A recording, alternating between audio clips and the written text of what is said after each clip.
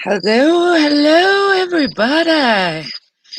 Happy Wednesday. It's Wednesday. I know I'm in a comfy attire tonight. It's been a long day. It's been a long day. I'm so glad it's almost the weekend. Um, Let me say hello to everybody. Hello, Misdemeanor, Honey Boo Boo, Carla, Remy. Good news. Oh, I'm glad your call stuff's back on, Remy. I know, I was going through the same thing. Last night was crazy. We had a big storm. We lost power. Then we lost the internet. A lot of trees down, but we're here. I'm hopping in a shower and I'll be listening. Okay, Remy.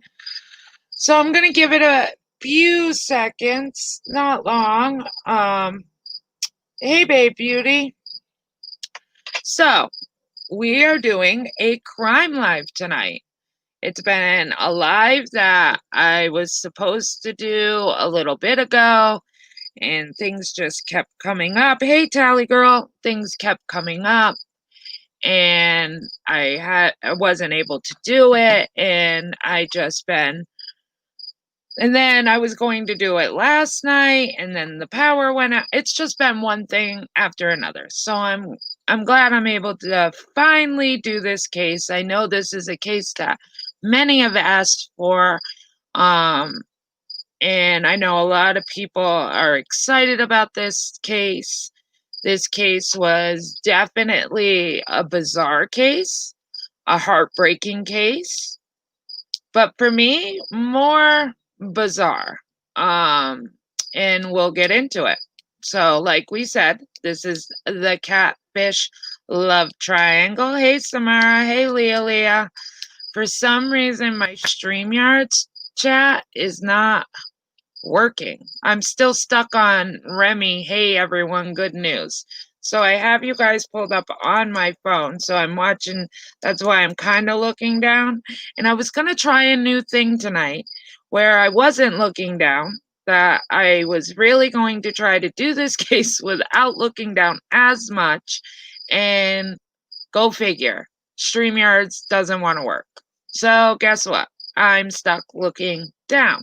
So, but it was senseless. It is a very senseless crime. So, shall we get into it?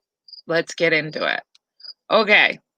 This case is a catfishing relationship between strangers that led to the murder of an innocent Marine. Okay. So, the innocent Marine, his name is Justin Huff. Justin Huff is a 23-year-old married. He's married to a lady named Becca, and she is 3 months pregnant with their first child. Justin always wanted to be in the military. He came from a military family. His grandfather was in the Army, and he fought in the World War II. His father was in the Air Force, so Justin wanted to be the first Marine. Justin did 2 tours in Iraq. Justin was a loving husband, excited to be a dad for the first time. He loved his friends and his family. He was a great person, very loyal, never not communicated with his family, always communicated with his family. When he came back from his second tour from Iraq, he was home for about 30 days. Now, he was stationed at Camp Pendleton in California when he was picked to go on a temporary assignment at Dam Neck Naval Station in Virginia Beach. This assignment was something they only picked the smartest and the best of the best. So this was a big thing for Justin. He was really proud that he was accepted into this. This was where they only picked certain Marines to do this assignment, and it was more, instead of an assignment, it was more like a schooling to up his statuses into the Marines. Well, when he went to Virginia, his wife stayed back in California because she was 3 months pregnant. They have family out there. She wanted to be by the family, so she stayed back, and he came to Virginia. So on January 2nd, 2006, Justin didn't show up for class. Everyone thought maybe he partied too hard because it was just the new year and he overslept. You know, he wasn't one to miss class. Like I said, this was a class that he got picked from.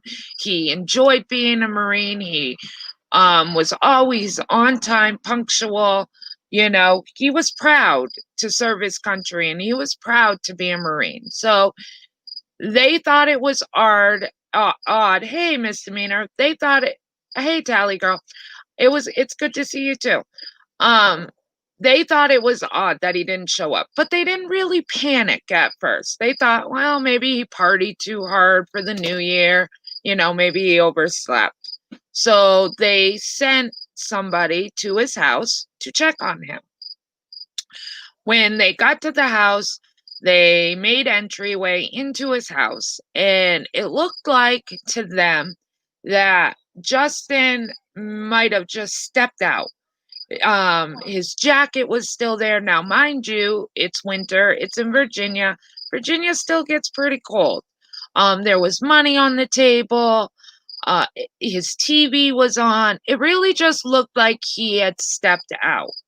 So, but at the same time, they thought things didn't seem right at the same time because it's not like Justin. If Justin was going to be late, he would have, you know, notified somebody. If he wanted to take time off, he would have asked. But they, at the same time, they weren't quite worried yet. But the person that looked into his dorm decided to follow up to see, to see if he was really missing. So they started asking all his friends. Come to find out, his friends hadn't seen him. He didn't party the night before. So that's when they really started to get worried. So once they figured out that he wasn't partying, that he wasn't anywhere to be found, they started a case. Well, during this case, now this is things they did not know prior. During the case, they pulled surveillance. He had surveillance near his home. So they pulled surveillance, and they had noticed somebody came to his door in a suit, knocked on the door. You could see Justin, this was the day before, could see Justin talking to them. Well, they questioned their friends, and his friends had told him that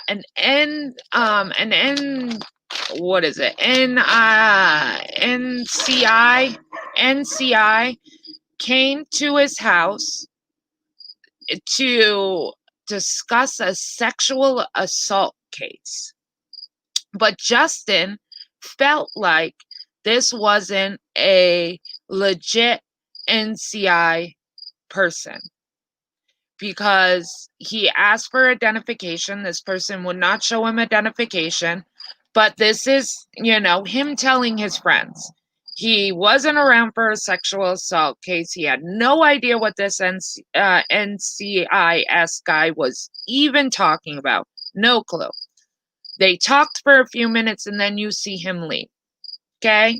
So now we're on to that next day where he went missing. In that surveillance, they see Justin leave in the middle of the night. He was wearing sweatpants, sweatshirt, and he walked out the door, never to be seen again. Now, bystanders had said that they had noticed a truck near Justin's house with a motorcycle strapped to the back of the back of the truck.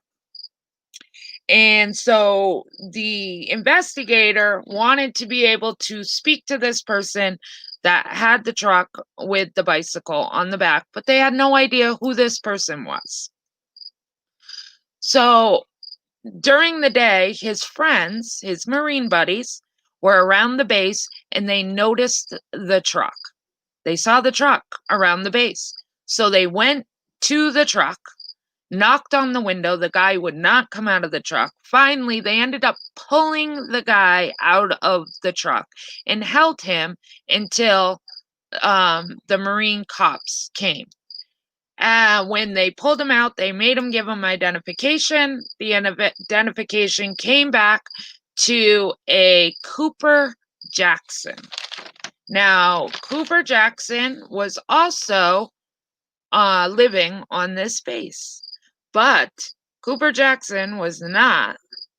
And so they questioned Cooper Jackson. Cooper Jackson basically said he had no clue who Justin was, never heard of him, blah, blah, blah.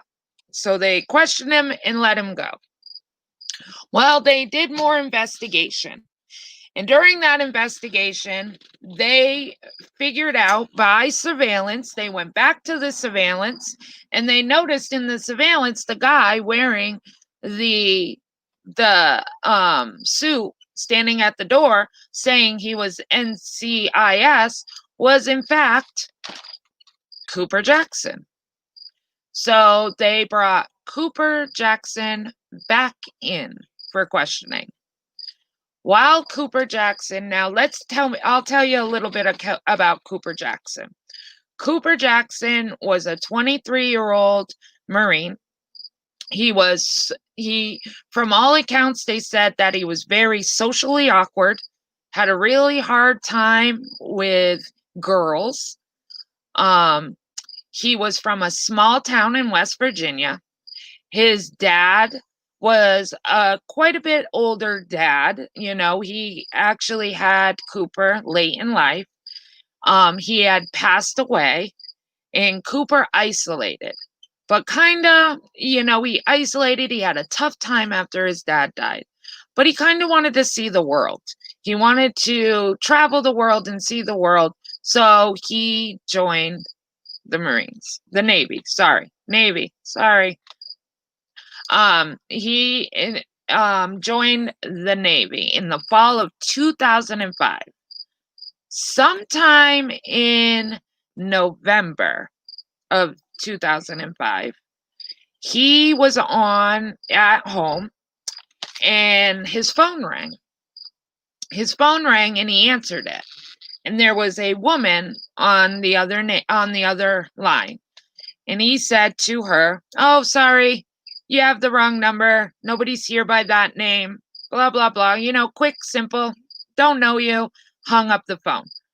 Well, then Cooper started thinking, and he thought this woman sounded really cute on the phone. So Cooper decided to call that number back later that night. He called her back. He called her back and said, "Hey, you called my number, and I thought you sounded pretty cute. What's your name?" And she said, "My name is Samantha." And from then on, him and Samantha talked every single day. Every single day, many times a day. They started a phone call relationship, not an online relationship, a phone call relationship. Samantha lived in South Carolina. Now, he was in West Virginia. Samantha was sending him pictures of herself. She was a 5-foot, 100-pound, beautiful blonde. And she was an art major. She came from a rich family. Her family owned 3 houses on the Outer Banks in Texas. Um, Basically told him all these things, was sending him all these pictures. And Cooper, being awkward with women and all that, was smitten. Cooper was smitten with this girl. Totally in love, head over heels in love. Would do anything for her. Well, Samantha, mind you, they were talking for a while, and Samantha was getting bored with Cooper. Now, mind you, they tried meeting up several times. Every time they would meet up, Samantha would have a reason why she couldn't meet up. One time, her car, she got a flat tire on the way from South Carolina, so couldn't come. Second time, it was a family emergency, couldn't come. The third time, she was supposed to take a plane. He paid for it, paid for the ticket, everything, sent it to her, went to the airport, waited 13 hours. 13 hours he waited for her to show up at that airport and never showed up. She never got on the plane and she never showed up. So Cooper Jackson took it upon himself to look her up. He went home, he looked her name up on the computer, he had called her and said, "Hey, I found you. I found your address. Instead of you coming to me, I'm going to come to you." And Samantha was adamant, "No, you can't come here. That is not my house. I gave you my friend's address. You can't go there. You can't disturb my friends, blah, blah, blah." So at that time, Samantha knew that Cooper was really working on wanting to meet her. So she wanted to break it off with him. So she tried. She tried breaking it off with him. And Cooper was not having it. She had said to Cooper, "I cheated on you. I went to a party and I cheated on you, and we live so far away. I we can't do this anymore." And Cooper said to her, "Are you sure you got drunk? Are you sure that you had sex with this person willingly? Do you think this, you sure nothing else happened? You sure they didn't force you to have sex?" And Samantha felt like Cooper would not let this go. He kept prying at the fact that something must have happened other than her just having sex with a person, because Cooper felt like there's no way Samantha would do that to him. They were so in love and they talked all the time, that something must have happened. So Samantha decided to tell Cooper, "Fine. I didn't have sex with a person willingly. I was raped at a party. And I was raped by a Marine that was muscular, that had dark hair, and that was white. And he was a Marine from the naval base that he was living at, which is the naval base that Justin was living at." So, yeah, that is called, I forgot, I want to say Camp Pendleton, but it's not. The Dam Neck Naval Station. So she said this is where it all happened. That she had sex with this Marine that was from Dam Neck Naval Base. He was a tall, muscular, dark hair. He raped me. So just Cooper was furious. Furious this happened. So one day, Cooper went to the cafeteria at the naval base, and Justin was at the cafeteria of the naval base.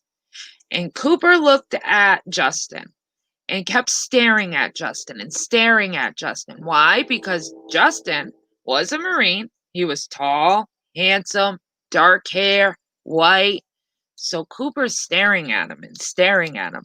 So Justin kind of looked at him like, "Dude, why are you staring at me?" Like anybody would. "Dude, why are you staring at me?" This happened in Virginia, Leah.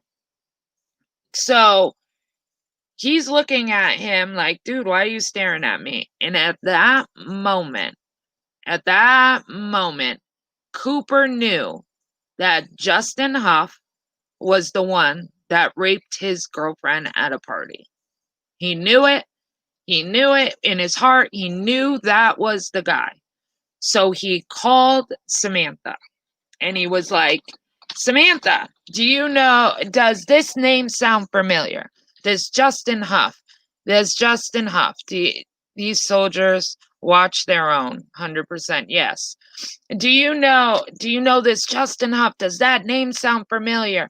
And because he was so adamant yet again, Samantha said, that's the name. That's the name. That sounds very familiar. I think he said his name was Huff.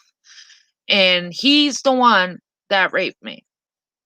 So, Cooper, I have to stop my camera for a minute. So, Cooper took it upon himself to come up with a plan. He wanted to question Justin. So he decided that he was going to act like an NCI investigator. He dressed up in a suit and he went to Justin's house. And he went to Justin's and asked him about the rape. And Justin, like we said, adamantly denied that he raped this girl or that he even knew about a rape. Had no clue what this guy was talking about, thought it was really odd.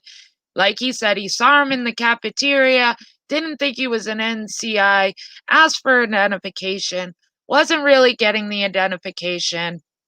And then when they looked at surveillance, it showed Cooper as the guy standing at the door the night before. Then that night, Justin leaves. Justin leaves in the middle of the night, never to be seen again. So they start talking, they start questioning Cooper. Cooper, we have you on surveillance. We have you on surveillance. You were at Justin's home. We know you were in there. He told, other Marines that you were being an NCIS, coming in, questioning him about a rape, blah, blah, blah.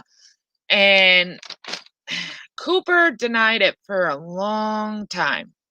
Had no clue. That's not me. That's not me. Not me. Finally, they showed the camera to him, and yes, I talked about that, honey boo boo, how all the Marines noticed the truck with the motorcycle on the back. They yanked him out of the truck. Yes, they yanked him out of the truck. Got his identification. That's how they found out it was Cooper Jackson. Finally, Cooper Jackson admitted that he went to Justin's house that night. And he went to that house because his girlfriend, Samantha, was raped by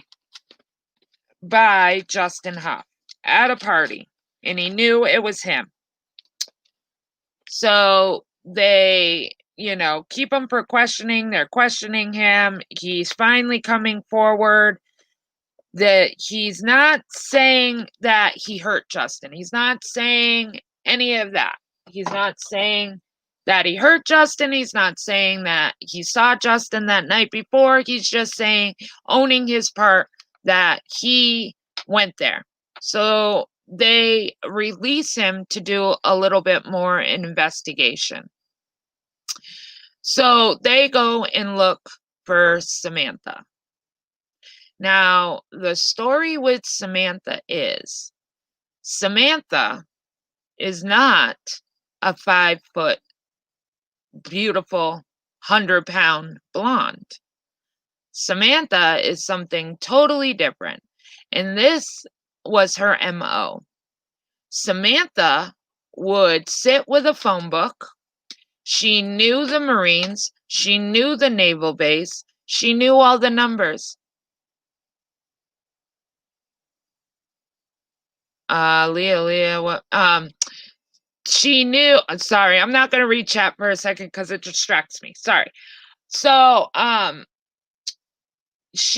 this was her MO. She's been doing this for 3 years or more. She would sit and she would go through the phone book of the military base and randomly pick numbers and call them and have a guy answer, and she would flirt with them, and she would tell them anything they wanted to hear.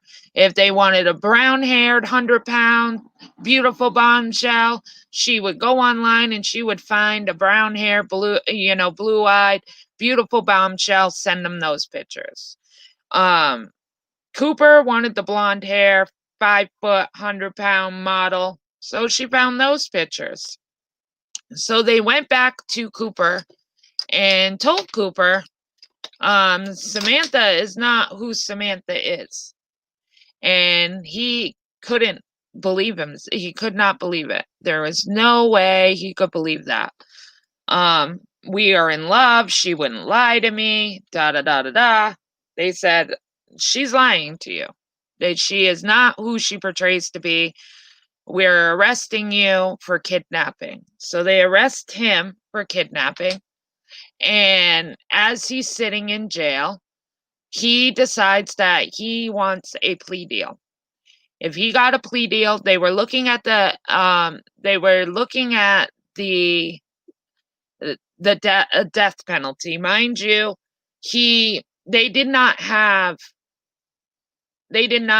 Justin Huff's body. They did not know where he was. They didn't even know if Cooper did it, but they had an assumption that they did. So we all know that everybody can lead you on. So they were kind of playing around with him, saying, we're going to get the death penalty on you, blah, blah, blah. We will find blah, blah, blah. So he went to his lawyer and said, I will do a plea deal. The plea deal is I will bring you to Justin's body, but you have to take the death penalty off the board. They agreed to that.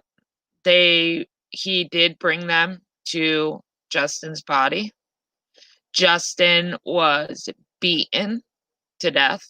That is how he died. He was beaten, half buried, and they found him. Then they went to trial. When they went to trial, Cooper finally got to see Samantha for the first time. Samantha came into the courthouse, and you could tell on Cooper's face he was utterly disgusted. Samantha was a 23-year-old dropout. She was not rich. She did not come from a rich family. She was not 100 pounds. She was not a blonde.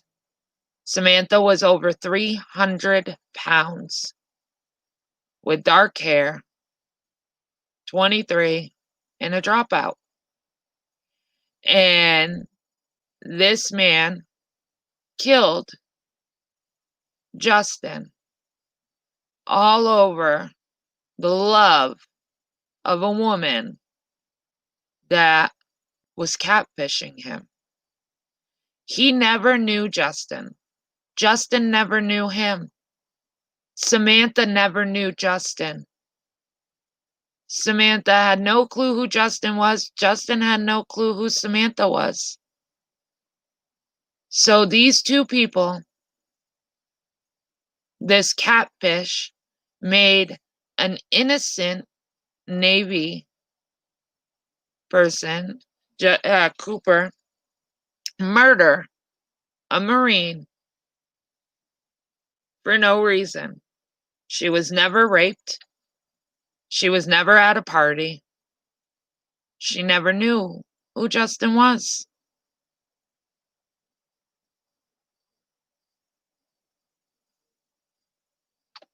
Give me 1 second, guys. Sorry. Give me 1 second.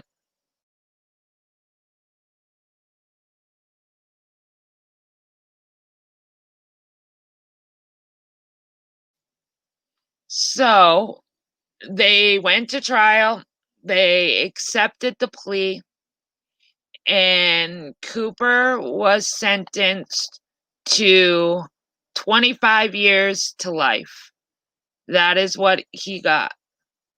Samantha got a slap on the wrist. Samantha is still out there. That's what she got out of the deal for her testimony. They gave her probation for 10 years.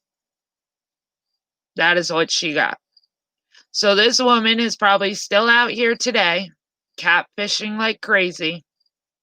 And she got away with it. She got a slap on the wrist because she testified. And they felt like her testimony was more important than see, StreamYards is frozen. I don't know what you guys are saying. Hold on, I gotta open up my phone again because I closed it because I was distracted. Hold on. Saying. Let's look.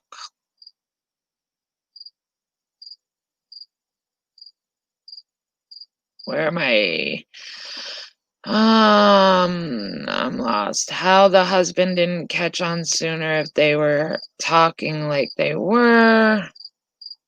Leah, what husband? You mean Justin? The murder victim had no idea who Cooper or the catfish was. Yeah, Sam was not married. The one that was married was Justin. And Justin's wife was home in Camp Pendleton in California, 3 months pregnant. Sam was not married.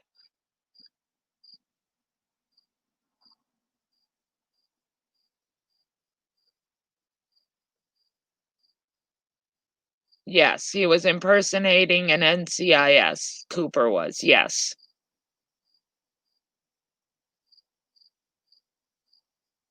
This is like an MTV catfish story. I agree. It's crazy because this poor man had no idea. Did they figure out why Justin left in the middle of the night? Yes, he left to meet him. He left to meet Cooper. Sorry if I left that part out. He left in the middle of the night to meet Cooper because he believed he didn't believe, but he didn't want to not follow the commands if he was really an NCIS. So he went out to meet him. But did he feel something wasn't right? He did. But Justin was the type that always followed the rules. You know, he respected authority. He respected the military. So if this guy was saying he was NCIS, he was going to believe it until he didn't have proof. So yes, he left to actually go meet him in the middle of the night, is what they think. Do they have surveillance of that? They don't. But that was the night that he was murdered. And for him to leave in the middle of the night, that is what they pretty much came up with, that somehow he had to have met up with him. He went there to meet up with him. What was her punishment? Nothing. Like I said, she got probation, 10 years for her testimony. What was her end game? Money, attention? No money. I think that she actually did it for she did it from what I read in all my research. She did it for ha-has. To be quite honest, she did it for ha-has. She thought it was cool to go in the phone book, look up these numbers, knowing the numbers went to this base, and call them and see who would answer. And if they were single, she striked up a conversation with them. But from everything I read and all the listened to some podcasts, all of that, she did it for ha-has. How sick is that? Hey, Kiki. I'm sure she is still catfishing. I mean, I think part of her probation was that she couldn't, but it wasn't on the internet. She wasn't doing it on the internet. She was doing it through a phone. She never went on the internet. I mean, the only time she went on the internet was to take pictures of whatever hot girl they were looking for. Because she would say, "Oh, what are you interested in?" "Oh, I'm interested in a Brown hair, blue-eyed, 100-pound. Oh, that's who I am. That's me. You want to see a picture? That was the only time she went online. Other than that, it was through the phone.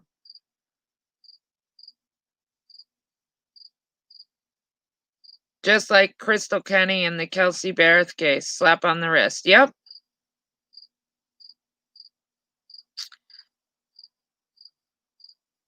Sorry, I'm reading. I have to read chat through my phone. For some reason, StreamYards is frozen. She's probably is wrecking havoc. Yep. And he's in jail for life.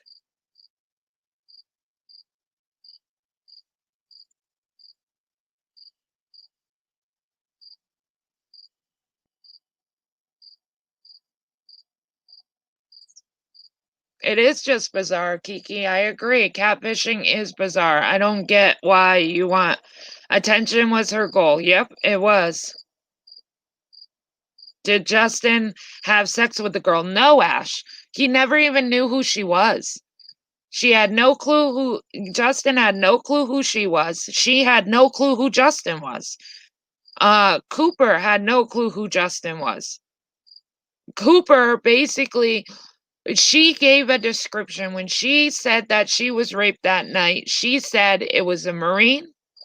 He was tall, dark hair, muscular, and he was a Marine.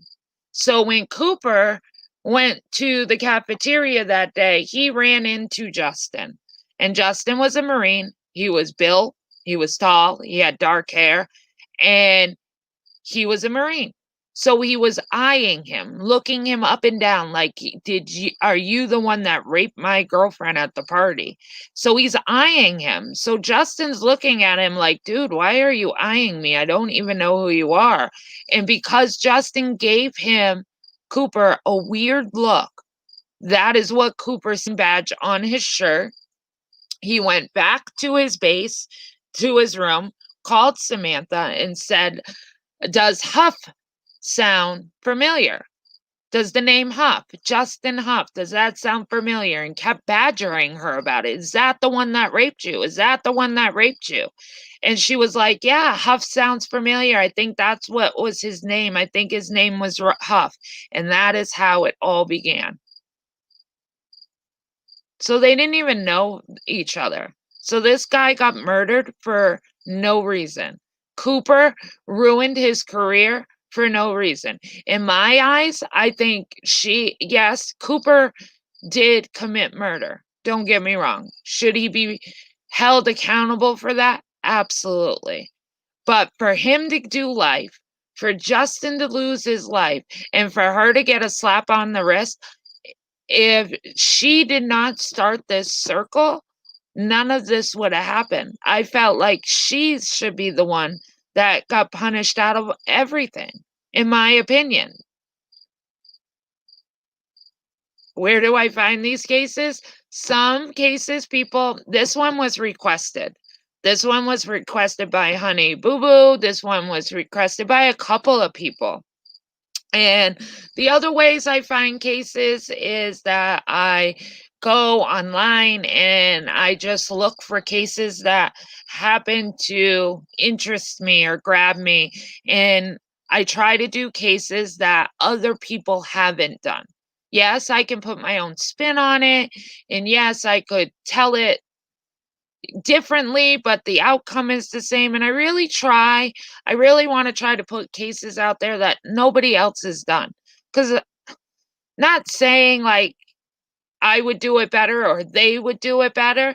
I just feel like everybody, no matter how we spin it, no matter how we talk about it, it's still the same case. It's still going to have the same outcome. So for me, if there's 10 videos of the Ramsey case, let's just put it there, I'm not going to be able to put out anything different than the other 10 people put out. Even though you guys might not watch all those people, you still have maybe watched one of those people, so you know the case. So I really try to pick cases that nobody's done. So I kind of look at the people in the community like Gray and Stephanie Harlow and John Crimes, and I try to look to see what cases they have done, so I'm not doing the same cases, because I think it's interesting to do cases that nobody else has done because there is so many cases to do. Like Kiki, she did a case today that I've never even heard of, you know? I'm doing a case today that I don't think many people have heard of, you know? So I like doing that.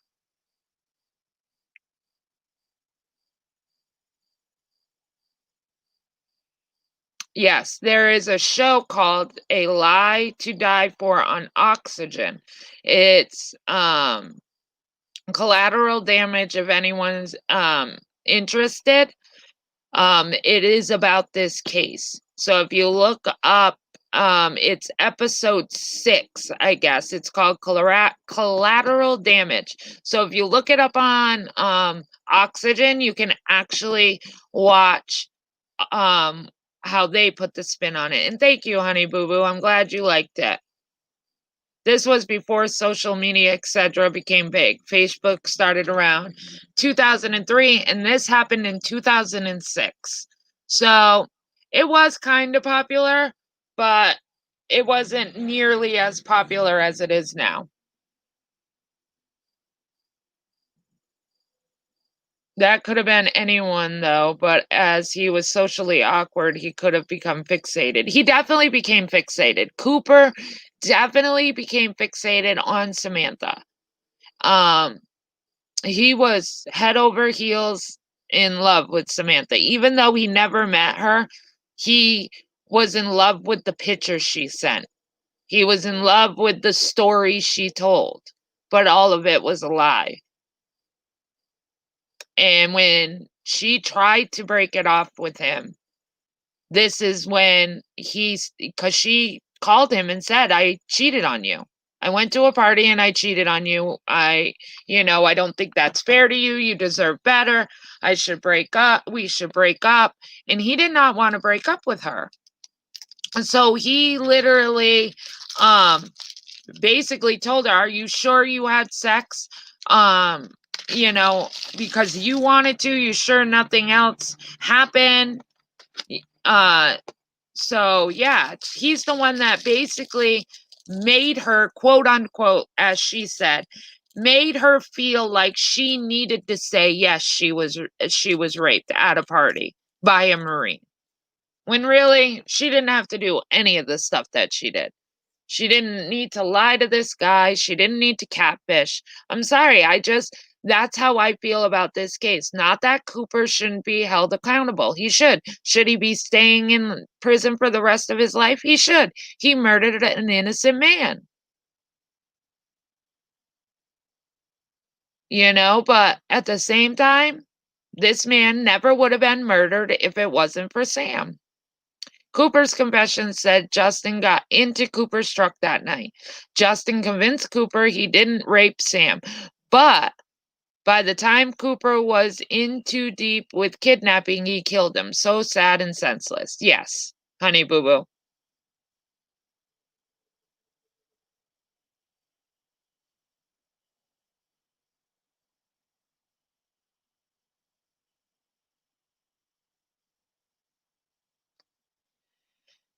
This was the year Facebook was released to the general public.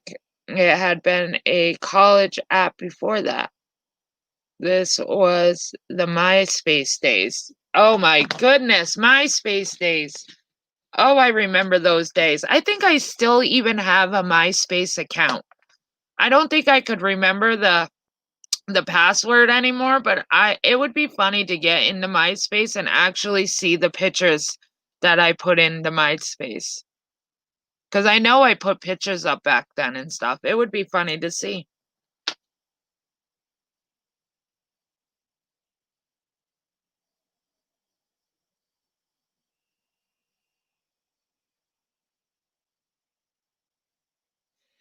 Jenna Moon, you should check that one out. I'll give you the link if you like. Dova, I missed it. Which one? I was down a rabbit hole with a young girl found deceased on the side of the road in Colorado last week. Is that the one that was kind of linked to the Kelsey Barrett one? Is that the one that they still haven't solved that case? I don't know if that's the case you're talking about, Dova, but I know there was a case of a girl that dad with the phone touched on, and she had jumped out of a car barefooted, ran through the school and everything, climbed a fence, ran into the school, which her mother doesn't truly believe that's what happened, but they ended up finding her dead on the side of the road. I know that came out around the Kelsey Barris time. And when I was doing this case, even though it's not really connected, I remembered that this is the month of August, guys. This is the August 13th is the day Shanann was murdered. So it will be her 2-year anniversary of her and Bella and Celeste on the 13th. I can't believe it's been 2 years. I was thinking about that today, and Cece's birthday was just last week, and I saw that a bunch of people were posting pictures of her, and it was crazy to think that it will be 2 years for that case, and that's what brought most of us together. This is the case that brought this community together, in so to speak. That was the Mindy Lee case. Yes, Tess. Thank you. I couldn't think of her name. Yes, Kathy. Yep. That's that one. And that one is still unsolved.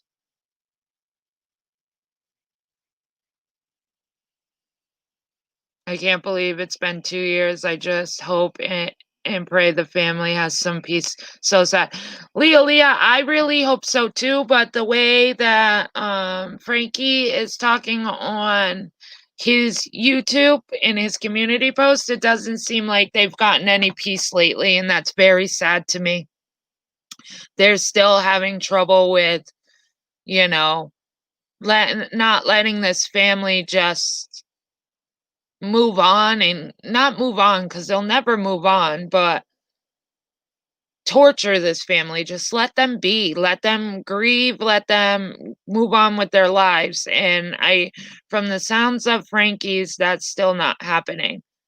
So I was thinking maybe on the 13th, not that I want to rehash the case, I really don't. But I was thinking maybe I could do a live in like a memory type thing, instead of really rehashing the case, because I think that their memory should be a good memory and not a bad memory. I don't know how I would do it. I'm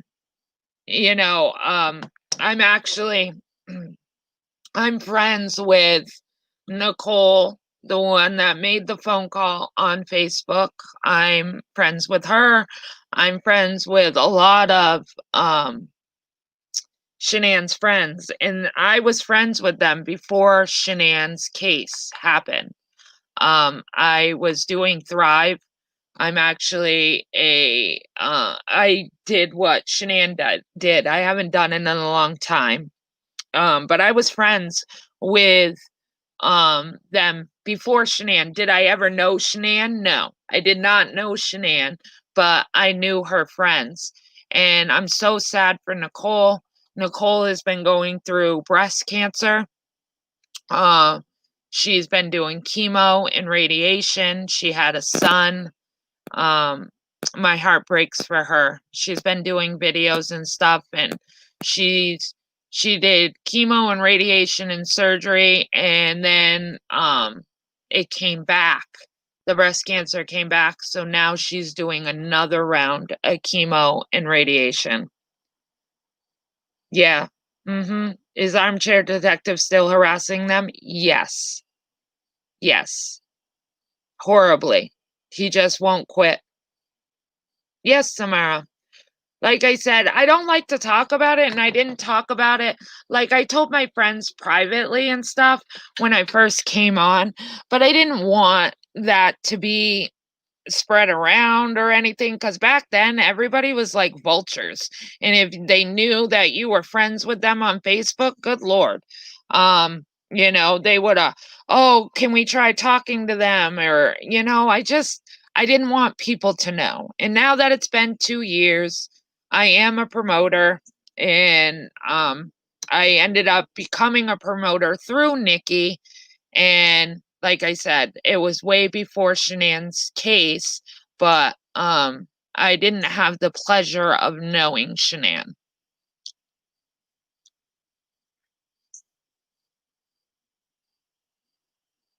Leah, I think there are some people on here that are actually working on that to try to stop them. And I want to say Frankie is and the family are trying their hardest to get this guy to stop.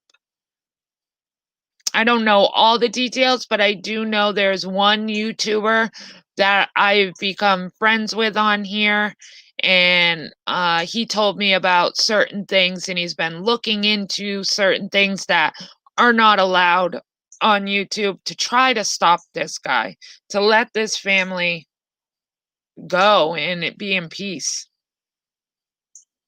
Her videos are heartbreaking. She is a strong lady. She definitely is. She is definitely an angel.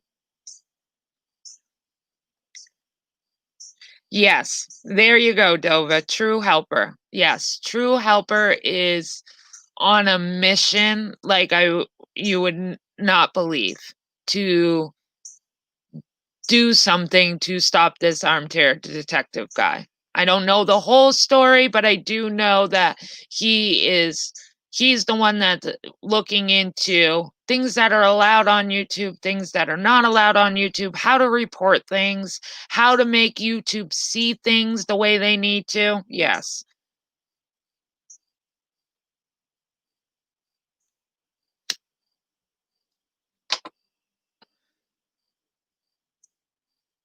Yeah, true helper and a couple of his friends. They've been working very hard on trying to shut down this armchair detective.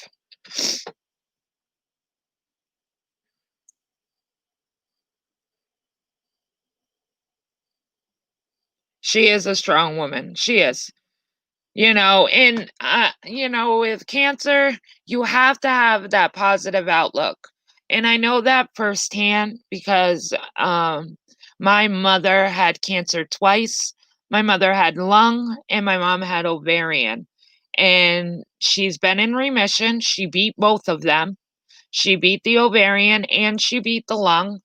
Um, but like she said, you have to be positive, even on your worst days when you feel like crap and your body hurts and you're losing your hair and you just feel like crap and you don't feel like being positive.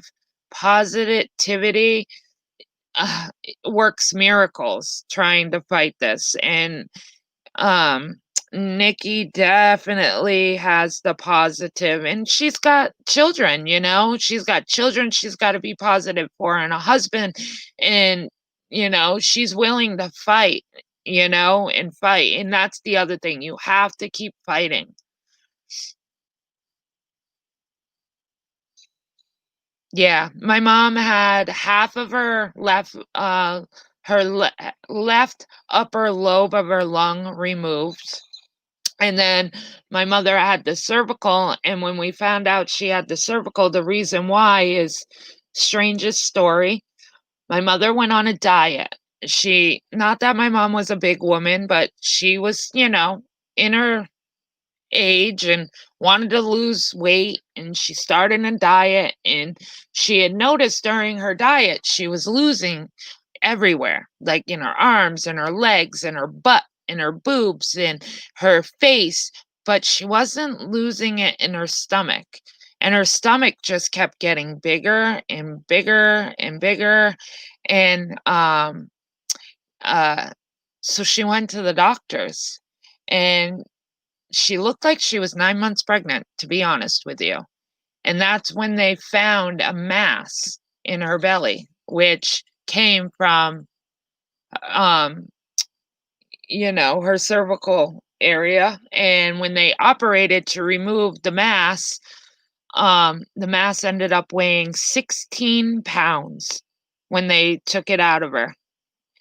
Captain of my soul, that is who I listened to for this case, was the Military Murder Podcast. Amazing podcast. When I was doing my research, she was one of the people I listened to do my research on this case. Awesome, awesome podcast. YouTube does need to get their shit together.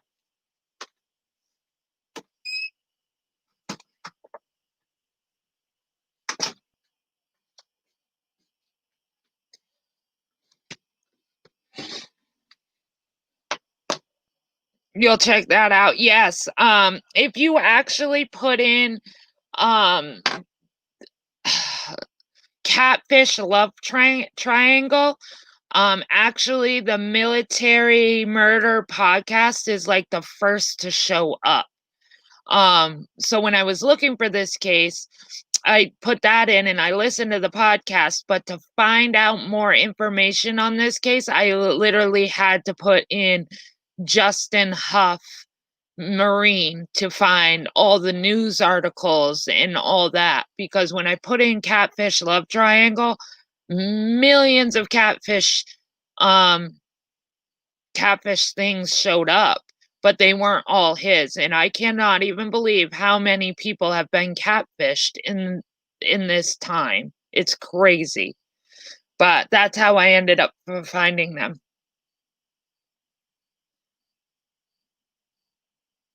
How far apart was her two cancers diagnosis?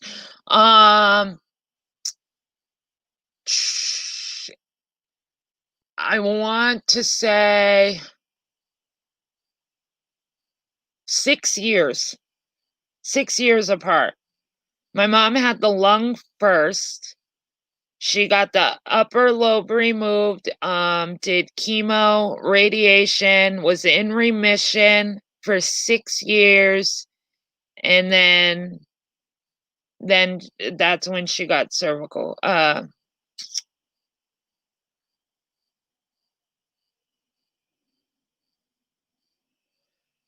And she's been cancer free from both of them. Each one is a different date, but praise praise the higher power, praise everybody I can praise that she's been in remission, and she's wonderful and active. She's retired now. She travels. Well, she's not traveling now, but she travels all the time. She's healthy. She goes on hikes. You would think she was my age, which is amazing.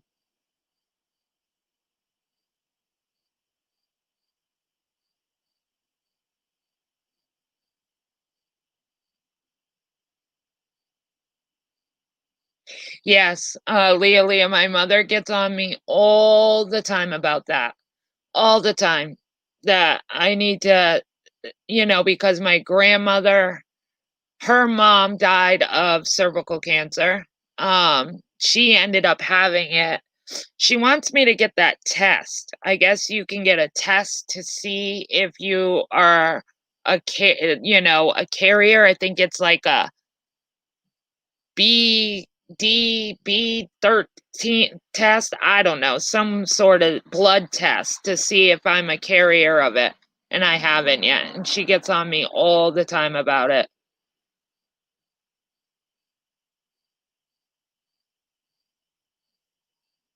Yes, honey boo boo. Yeah. Mm-hmm. To think you're home free. Yeah. And the reason she found out she had the lung is that she was a CNA and her shoulder was hurting her. And she thought that she might have gotten arthritis in her shoulder or pulled a muscle or something like that. So she went to the doctor, and the doctor's like, "Oh, we'll do a CAT scan on it and X-rays on it." And when they did, that's when they found the mass. And the reason they had to do the radiation on her is because the mass was so high up, it was literally the mass was wrapping around her carotid artery. So they needed to be able to shrink that mass to hopefully be able to remove it so they could get it off the carotid artery. And thank God the remission worked where it shrunk it enough to get it off that carotid artery. And she could have left her lung alone and they could have just took out the mass. But my mom was like, nope, take it all. Take whatever. I don't want this back. I don't want it. Whatever you have to take to make sure that it's less of a risk of me getting it back, take it. So they took her upper left lobe of her lung. So now with the corona, she has to be very, very careful. So I haven't seen much of her. I talk to her a lot. She does come every now and then, but she wears her mask because she misses the grandbaby and us. But we stand outside. She doesn't come in my house. She wears a mask, and we try to stay far enough apart.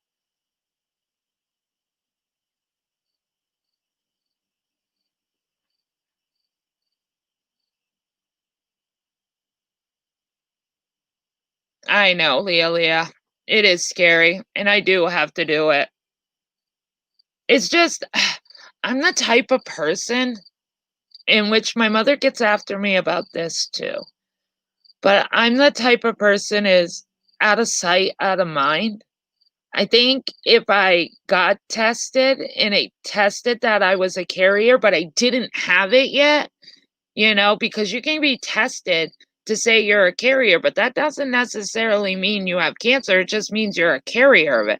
I think I would For me, it would drive me insane. I would worry about everything like, "Oh my god, I know I'm a carrier. Does that mean I have this ailment or that ailment? Does that mean I have cancer?" And that is truly the reason why I've held back on doing that test, because I'm scared to death to get that test and then to know in my brain that I am a carrier of it, and there is a possibility that I could have it. But my mom says, "Jenna, don't think like that because you should be one step ahead of it because then you'll be more aware and then they could catch it quicker and all this and that. What if you wait too long, And I hate that you're such a procrastinator and you think that way. Because I think opposite of my mom, where my mom is on top of everything. She rather know ahead of time and be able to deal with it where I rather know when I have symptoms. But like she says, by then it's too late sometimes. But I don't know. I just struggle with getting that test because, like I said, I think I would drive myself crazy. But at the same time, I see the why my mom wants it. I'm her daughter and she wants me safe and she wants to make sure I'm okay and healthy. And I get that and I love that I love that she loves, obviously she's my mom. She cares about me that much, but you know what I mean.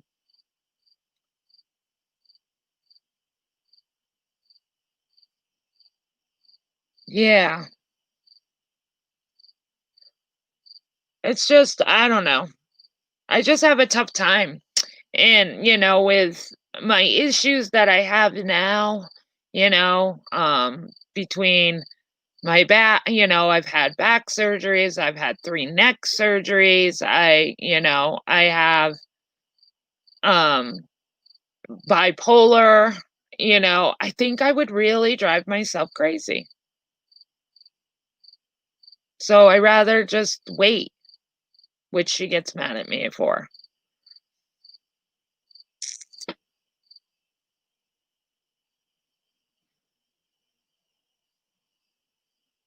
It's tough, it's tough. I mean, it's really cool that you can get that test done. Cause look, Angelina Jolie, if you think about it, Angelina Jolie got that test done, and she didn't even have breast cancer, but she got a test done to say that she possibly could have breast cancer soon, down the line. So she went and got the surgery done to make it so she wouldn't have it. I mean, Angelina Jolie is richer than rich and can afford to do that, but I'm not, I don't know. And I love that technology is there, but I just feel like I would drive myself crazy. I've had um I was a CNA and I got hurt at work keeping somebody from falling, so I ended up blowing out 2 discs in my lower back. So I basically have a fake disc in my back. It looks like a flying saucer. I didn't get a fusion. I actually got a titanium disc put into my lower back in 2007. And then for my neck, I had this where basically my neck, when I would point my head down, my neck would literally come off it would like dislocate off my spine. So they put a stabilizer in, and then they removed my 2 first ribs. I don't have them anymore. They took them out, and then they fused my neck, and then when they removed my 2 first ribs, they stretched all my tendons and everything and scraped them. It was a whole ordeal. Whole ordeal. But yeah, they removed my first ribs. It's weird. I did not have a spinal fusion. I refused the fusion because when I did all the research on the fusion, um, there wasn't many success for a fusion. So I refused that. So I went to Boston and I went to one of the best back surgeons in the world. And he ended up, it actually was just came into the state when I got it. It used to be in England, but it's basically a fake disc. It's a titanium disc. It literally looks like a flying saucer, or it looks like false teeth because it's got like ridges and stuff. So basically what they did was take my bad disc out and they put this new disc in. And this new disc would make it so my back would still move and it wouldn't put pressure on all my other, because I had degenerate disc disease too. So with a fusion, if I did the fusion with a fusion, it puts pressure on all your other discs. So I was more apt to have back surgeries again, and I didn't want my back to be fused. So I ended up fighting with insurance forever, and I finally got approved. Boston saved my that's the only place I go for all my surgeries, Leah. Yep, it's Mass General. They've done all my surgeries. Every single one I've ever had, I've done in Mass General. Best best hospital hands down in my opinion.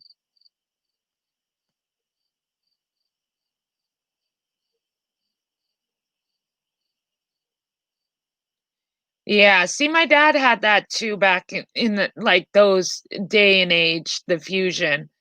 But like I said, they couldn't do that for my neck.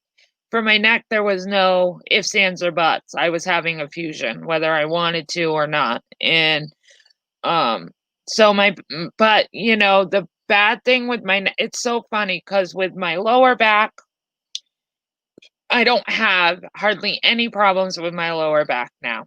It's like it literally saved my life having my lower back done because I was almost wheelchair bound. And now I can walk and all that. But my neck, uh, it feels like with my neck, I never even had the surgery. Even though Mass General is the best hospital, hands down, I had the best surgeons. They did the best they could, but my neck still feels like I didn't even have the surgery. I am on my lower back, I'm pain free. On occasion. Weather will still act it up. Winters are horrible for me. Um, but for the most part, my lower back, yes. But my neck, no.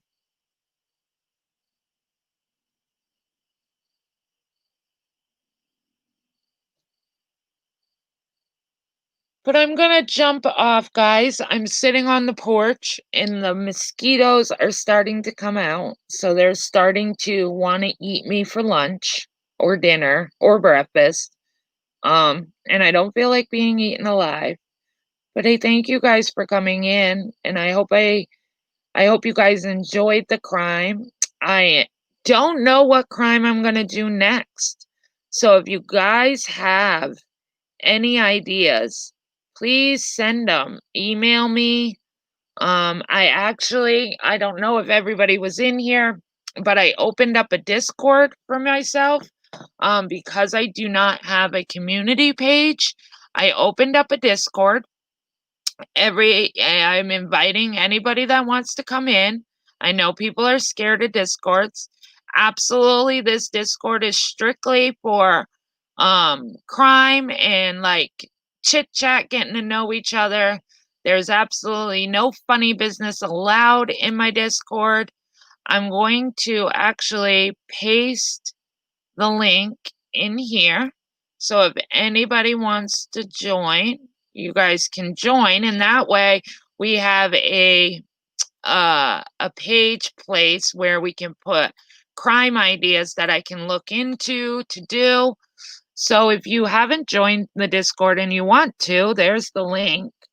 I'm really happy with it. It's going really well. I'm really happy with the people that have joined. Um, I've gotten some really good ideas. I just don't know what crime case I'm going to do next. I'll be looking into it and working on it, and I'll let you know. But again, thank you guys for coming in. I know I just want a community post so bad. Eventually, I'll get there. I know Carla put a community post out today that she was thinking about doing maybe a live for people with under 1,000 where we can maybe do a panel, like a get to 1,000 panel where all these creators could come on and tell about their story and people could sub to them.